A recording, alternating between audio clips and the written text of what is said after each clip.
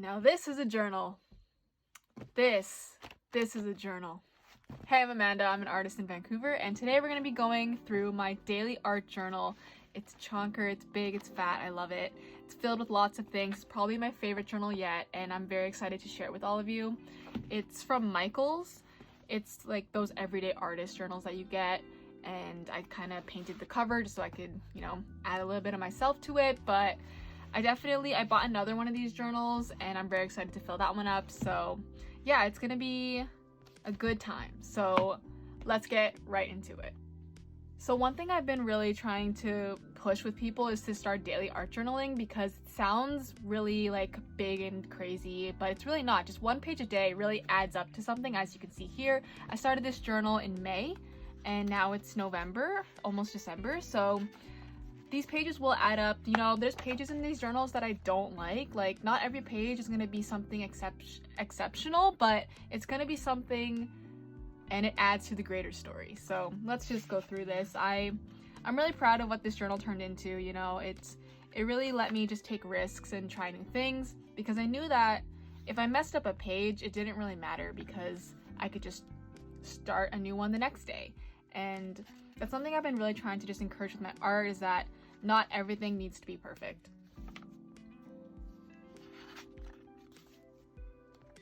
And I definitely took time in this book to really just simplify things. I tried doing little to kind of like try new things, different tactics. Here's with oil pastels, here's with acrylic paint, not every day I would do the same thing. I would try stuff and take risks, like I was saying, because if things didn't work out, if I didn't like what I made, it's okay, because I would just finish it and move on to the next page.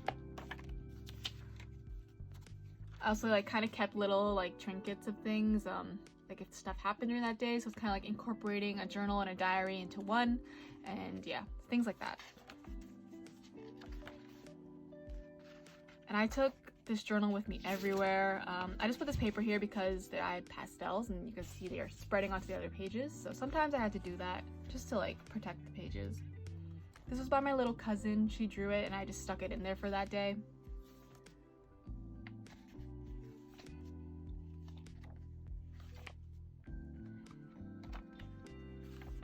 And as things went on through the summer, this is from a bigger piece, but I took the scraps of it and I stuck it in my journal just so I could, because some days I'm tired and I don't want to do an entire page, so I would just take extra things that I had and just stick it in so that I had something done for that day.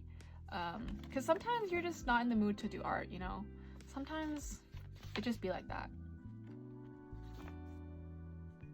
Like here, this is scraps from a bigger painting, but I just stuck it in because, it's still not terrible. It still kind of looks good.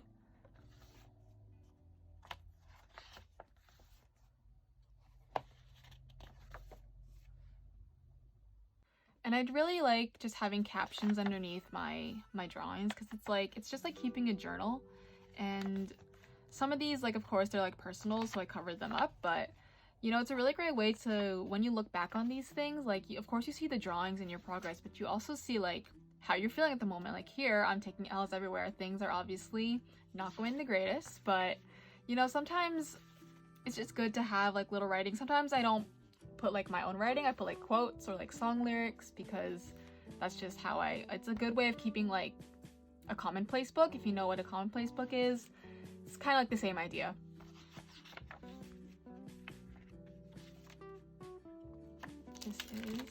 This one did not work out at all, but it is what it is.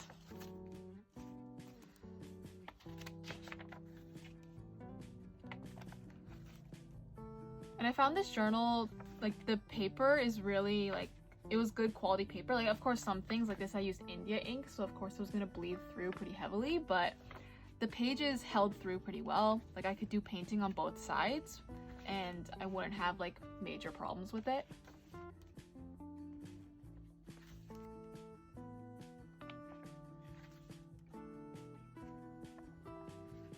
And a lot of these pages I did end up putting on Instagram or Tumblr or TikTok, so I feel if you follow me on any of my other platforms, you've kind of seen some of these pages.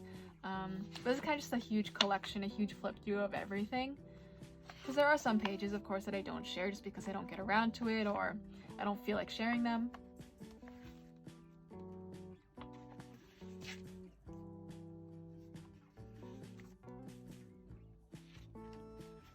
last one I got my friends to do it, and they made some, I don't know, but it was funny, and I don't know, it's a good way to just get other people to interact with your stuff, so it's good a memory. It's a good memory to have.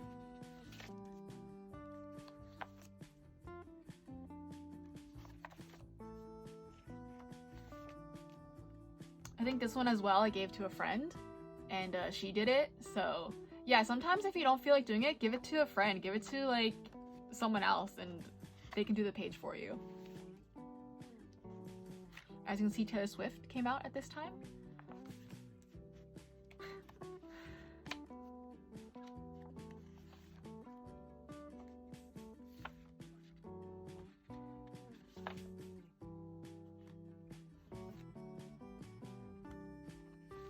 And yeah, I think we're coming to the end, but it's like,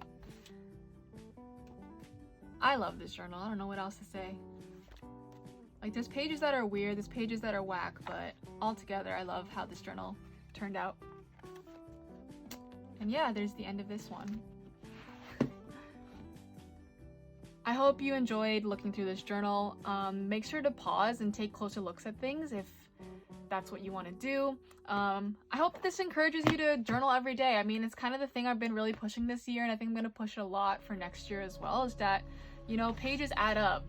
And this was a blank book at one time, and now it's just filled with lots of memories and just art and myself and my personality. It's filled with the stories. So I encourage you, take your blank journals and turn them into something. It's definitely worth it. It's fulfilling. I'm super proud of how this journal turned out, and yeah, I guess that's the moral of my story. Start today, because it all adds up.